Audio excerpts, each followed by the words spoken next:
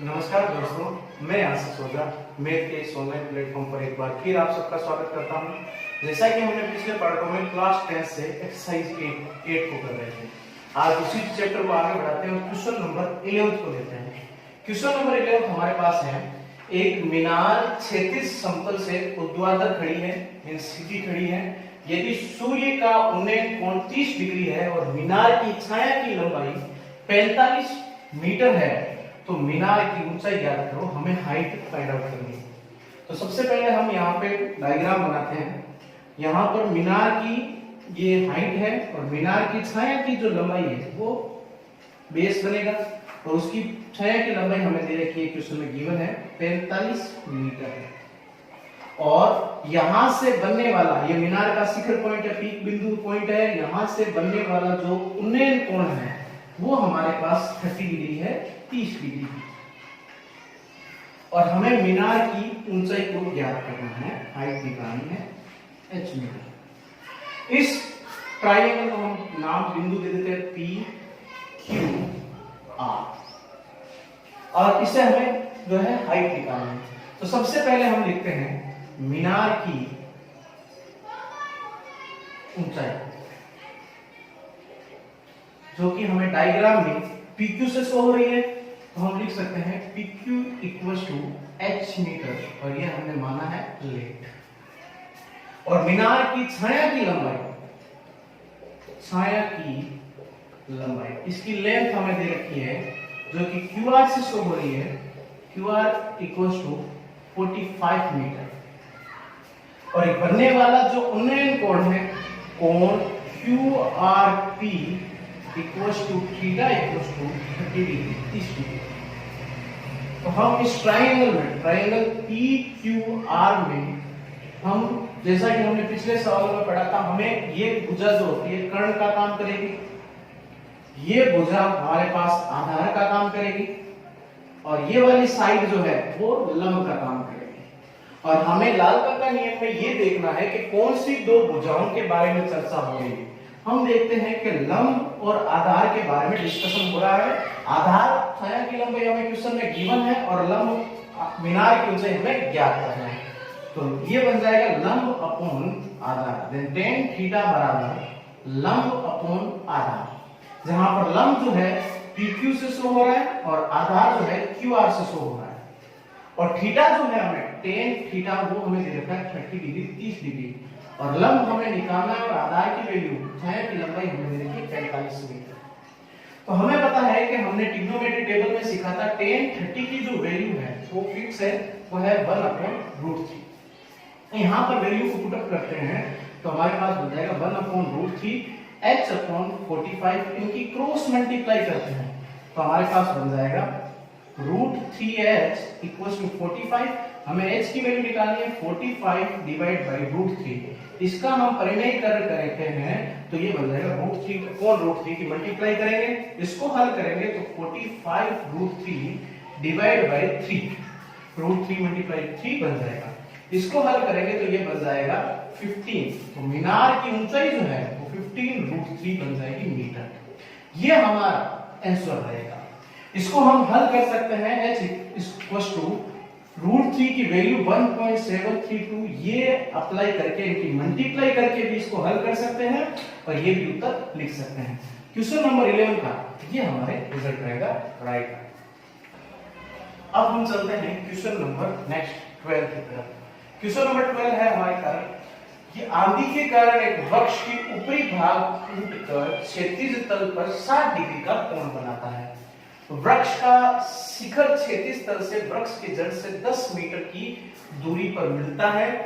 तो वृक्ष के टूटने से पहले की ऊंचाई हमें निकालनी है। मान लेते हैं ये हमारे पास कोई वृक्ष है और इसकी टोटल हाइट जो है वो ये है। मान लीजिए कि आंधी के कारण जो है, हवा के कारण यहां से वृक्ष जो है टूट कर ये नीचे की तरफ गिर जाता है। तो यहां पर कुछ दूरी, कुछ हाइट इसकी ये हो गई और कुछ जो है ऊंचाई इसकी ये हो गई। ये मान लेते हैं यहां से यहां की हाइट को मान लेते हैं x मीटर और यहां से यहां की हाइट को मान लेते हैं y मीटर। अगर इन दोनों की वैल्यू को निकाल कर हम दोनों को x प्लस वाई करके लिखते हैं तो हमें पेड़ की ऊंचाई प्राप्त हो सकती है। तो इसी प्रकार हम डायग्राम बनाते हैं। हमारे पास टोटल पेड़ की ऊंचाई ये मान लेते हैं और यहां से हवा के कारण कूदकर ये क्षैतिज से इस तरीके से टकरा जाता है और इस क्षैतिज से पेड़ के बेस बिंदु से, बेस पॉइंट से जो दूरी है वो 10 मीटर की दूरी हमें क्वेश्चन में बताया कि ये 10 मीटर की दूरी पर गिरा है। पहले टोटल ऊंचाई यहां से हम मान लेते हैं ये x मीटर और इस हाइट को मान लेते हैं y मीटर। अगर हम टोटल हाइट को देखते हैं तो ये बन जाएगी x प्लस वाई, लेकिन हवा से कूदकर जो y मीटर डिस्टेंस थी वो यहाँ पे आ गई, ये ऊंचाई यहाँ पे शो हो रही है y मीटर। तो हम देखते हैं अगर हम इस यहाँ की डिस्टेंस को x को और इस डिस्टेंस को y को अगर निकालते हैं और दोनों को ऐड करते हैं तो वृक्ष टूटने से पहले इसकी ऊंचाई को हम फाइंड आउट कर सकते हैं और यहाँ पर जो बनने वाला जो कोण होगा वो बन जाएगा 60 डिग्री बन जाएगा। अब हम देखते हैं कि हमारे पास जो कोण, अब यहां पे हम लिख सकते हैं माना वृक्ष टूटने से पहले की ऊंचाई, ये हमें हाइट निकालनी है। तो इन बिंदुओं को हम लिख सकते हैं, ये बिंदु हम बना देंगे P, इस बिंदु को बना देंगे Q और ये बिंदु बन जाएगा R और ये बिंदु बना लेते हैं S। तो पहले की ऊंचाई अगर हम देखें तो हमारे पास दो पॉइंट से मिलकर बनी है PQ प्लस QS, तो ये मिलकर बन जाएगी हमारे पास QS जो है डिस्टेंस बन जाएगी। PQ को हमने माना है X और इसको माना है Y, इन दोनों को ऐड करेंगे तो हमारे पास बन जाएगा वृक्ष के टूटने से पहले की ऊंचाई हमारे पास प्राप्त हो जाएगी। अब हम देखते हैं हमारे पास ट्रायंगल है PQR। हम देखते हैं हमारे पास किन दो भुजाओं के बारे में चर्चा हो रही है। सबसे पहले यहाँ पर x और आधार के बारे में, लंब और आधार के बारे में चर्चा हो रही है। तो हमें पता है लंब और आधार के बारे में चर्चा हो तो tan थीटा लगेगा लंब अपॉन आधार, जहां पर लंब जो है PQ से शो हो रहा है और आधार जो है QR से शो हो रहा है। और थीटा हमारे पास है tan 60 है और लंब है हमारे पास x और आधार है हमारे पास 10। और tan 60 की वैल्यू हमने ट्रिग्नोमेट्री जो टेबल में पढ़ा था, tan 60 की जो वैल्यू है वो हमारे पास रहेगी √3। तो हम इसको निकाल सकते हैं √3 = x अपॉन 10, इनकी क्रॉस मल्टीप्लाई करेंगे तो हमारे पास हो जाएगा x = 10√3। ये x की वैल्यू हो जाएगी, इसको इक्वेशन नंबर हम बना सकते हैं फर्स्ट।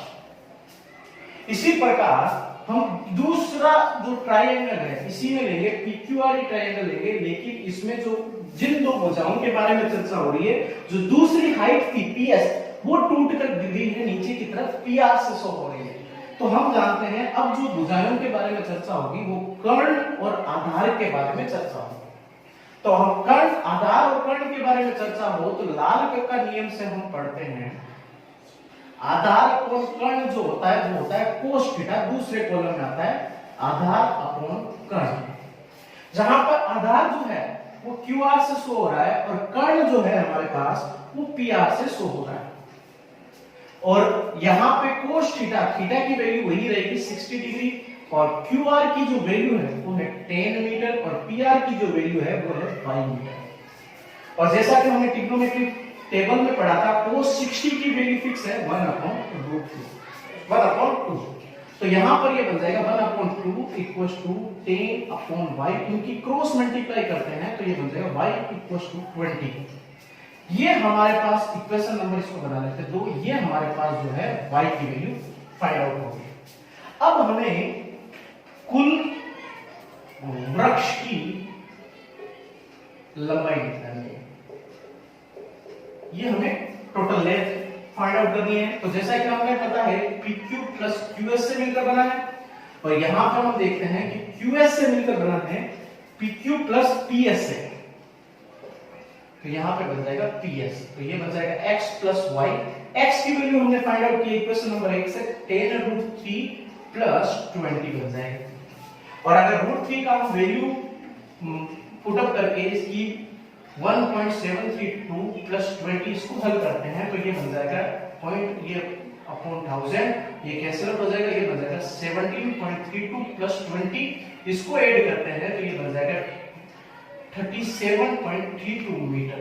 ये हमारे पास जो है वो मीनार की ऊंचाई प्राप्त हो, सॉरी पेड़ की टोटल लेंथ प्राप्त हो जाएगी 37.32 मीटर। ये हमारे क्वेश्चन नंबर 12 का रिजल्ट रहेगा राइट। अब हम चलते हैं क्वेश्चन नंबर 13 की तरफ। क्वेश्चन नंबर 13 है हमारे पास एक अपूर्ण मीनार है कोई जो पूरी नहीं बन रखी है, आधार से 120 मीटर की दूरी पर किसी बिंदु से शिखर का उन्नयन कोण हमें 30 डिग्री है। अब इसके डायग्राम को हम देखते हैं। हम मान लेते हैं कि इस सवाल को यहां तक पढ़ते हैं कि इसे 30 डिग्री पर दिया था अपूर्ण मीनार। मान लो कोई अपूर्ण मीनार है, इसकी हाइट हमारे पास ये है। अब यहां से ये कह रहा है आधार से डिस्टेंस दे रखी है हमें 120 मीटर, ये डिस्टेंस दे रखी है 120, और इसके शिखर से पीक पॉइंट से यहां से बनने वाला जो कोण है वो 30 डिग्री दे रखा है, तो हम इसको मान लेते हैं 30 डिग्री। अब ये कह रहा है ज्ञात करो कि मीनार को और कितना ऊंचा बनाया जाए, तो हम मीनार को ऊपर तक ले जाते हैं और यहाँ पे इस बिंदु से अगर मीनार के शिखर से उन्नयन कोण को देखते हैं तो वो कोण बनता है हमारे पास 60 डिग्री 60 डिग्री। तो हम मान लेते हैं मीनार के इस हाइट को मान लेते हैं x मीटर और इस हाइट को मान लेते हैं हम y मीटर, और इस टोटल हाइट को हमें अगर निकालना है, हमें ये कहा गया है कि उस मीनार को कितना ऊंचा बनाया जाए, टोटल हाइट को अगर हम निकालें तो ये बन जाएगा हमारे पास x प्लस y मीटर। इसके पॉइंट हम नोट आउट कर देते हैं, A इस बिंदु को दे देते हैं B, ये बिंदु C और ये बिंदु बन जाएगा D।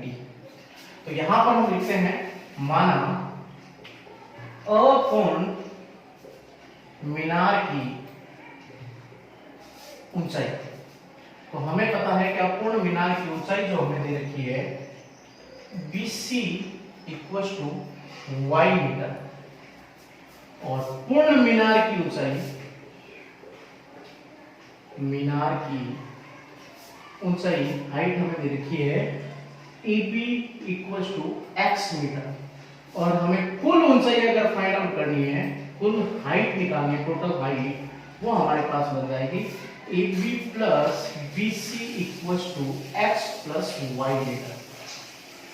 अब हम देखते हैं हमारे पास दो ट्रायंगल है, ये ट्रायंगल फर्स्ट और ये ट्रायंगल हमारे पास आएगा सेकंड।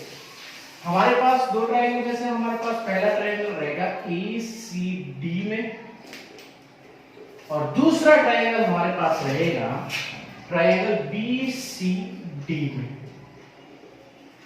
अगर हम देखते हैं ABCD में, ACD में अगर देखते हैं तो हम देखते हैं कि हमारे पास दो चीजों के बारे में चर्चा हो रही है, लंब और आधार के बारे में। तो हम यहां पर लिख सकते हैं tan थीटा बराबर लंब अपॉन आधार, जहां पर लंब जो है AC से शो हो रहा है और आधार जो शो हो रहा है वो CD से शो हो रहा है, और थीटा जो है बड़े वाले त्रिभुज में थीटा हमारे पास गिवन है 60 डिग्री, और लंब हमारे पास है x + y, और आधार हमारे पास है 120।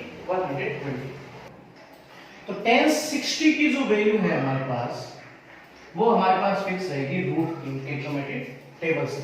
तो यहां पर हम लिख सकते हैं √3 = x + y = 120, इनकी क्रॉस मल्टीप्लाई करते हैं तो हमारे पास आ जाएगा x + y = 120 √3। ये हमारे पास इक्वेशन नंबर फर्स्ट बन जाएगी। हमारे पास टोटल मीनार की हाइट जो है, टोटल हाइट वो हमारे पास है 120 फुट।